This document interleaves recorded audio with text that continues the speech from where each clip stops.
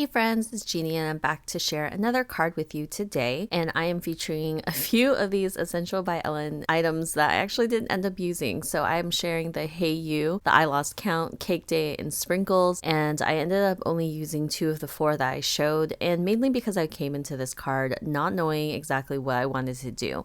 I did know that I wanted to do some ink blending and take it from there. I'm just going to go ahead and ink blend a portion of this A2 card panel, and mainly because the Hey You Happy Birthday die is smaller than an A2 card panel, so if I inked up the entire thing, some of it won't show, and I wanted all 5 colors that I chose to show up on this panel. I went in with Abandoned Coral, Kitsch Flamingo, Carved Pumpkin, Fossilized Amber, and Peacock Feathers, which I think is a really pretty combination. I think the design team has been using similar colors, and I just kind of wanted to go with it, and it was just super bright. It's not colors that I normally would pick, mainly because there's 2 oranges in this, and usually I don't like to repeat colors with my color palettes, but I think I should just do variety of colors, and I think that it makes it look nice, and this color combination is very much spring and bright, and I really liked it. So once I finished ink blending, I went ahead and die cut the Hey You die, and I'll have all the little pieces and make sure that I keep everything, even the inner pieces of the letters, because I wasn't sure what exactly I was going to do. So I just set that aside and made sure I had them ready to go when I was done with it. Next up, I went ahead and used the Sprinkles stencil. This is a very cool stencil because it comes with 4 pieces. 2 of them actually layer for confetti, just circular confetti, and then 2 of them layer on for like these sprinkles, which I really liked, and I chose to only use 2 of the 4. Using the same colors, I just went ahead and ink blended it in diagonal pattern, and then I went in and added the second stencil and did the reverse. So the middle color, which ended up to be orange, doesn't change within the color pattern, but I just thought it would be nice to add a little more color and throughout the card panel versus just keeping it the same color pattern throughout the entire panel. Once I did that, I went ahead and die cut the same die out of black cardstock because I thought that it didn't really pop on this card panel, and I am just all about having things really stand out. Once I die cut the black pieces, these will actually create the shadow piece for my card or for my letters. And I know I did stencil it up, but I just didn't think it was colorful enough, even though this card is very colorful. Then I decided I want to bring this up a little bit more, and I'm going to go ahead and insert my letters into that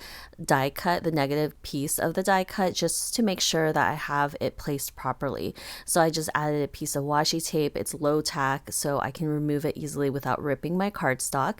And then I'm going to use that washi and just kind of tape it to a piece of scratch paper because I will be adding embossing powder at the bottom of the letters. This is something that is just fun to do, and it kind of changes up your die cuts, especially like large letters. It just adds that something extra. Even though this is all nice and blended, I still wanted to add that something extra, and I'm using the Brutus Monroe Gilded Sparkle embossing powder, which is really pretty, but it does leave a bunch of like glittery pieces left behind, so that's always fun to find that everywhere afterwards, but it's so pretty, so I'm okay with it. And once I went ahead and heat embossed it, I just removed it, and then I'll repeat the same steps for all the other letters, so that embossing powder is at the very bottom of the letters.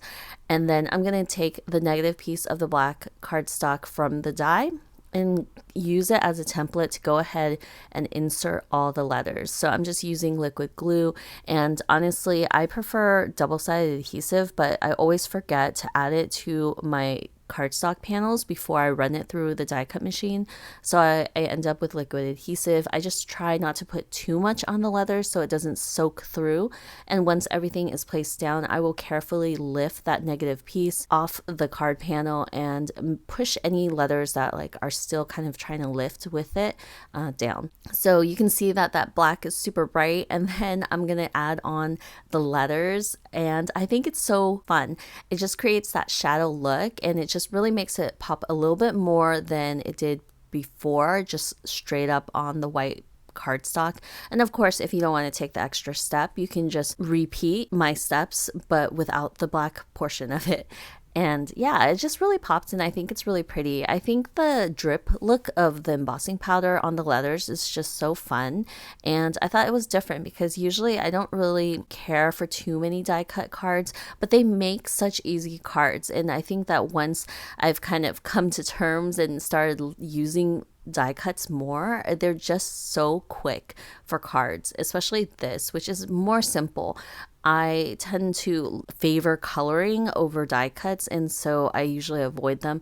But you know, with these solid letters, you can use it for almost anything, especially because this is a birthday card. You can change up the colors and then it becomes masculine.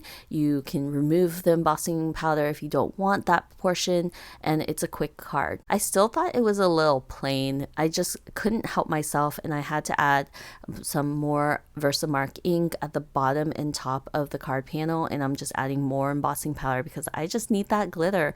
So I'm gonna add extra glitter and go ahead and heat set it, and it just creates that really pretty look. It pulls everything together, and then of course I'm gonna matte this on black cardstock because that's my thing.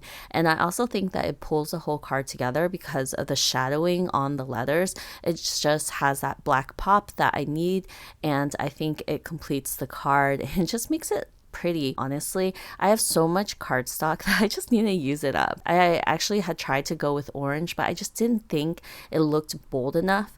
So I really liked how this card turned out. I hope you enjoyed this card, and I will see you guys next time with another video. Bye!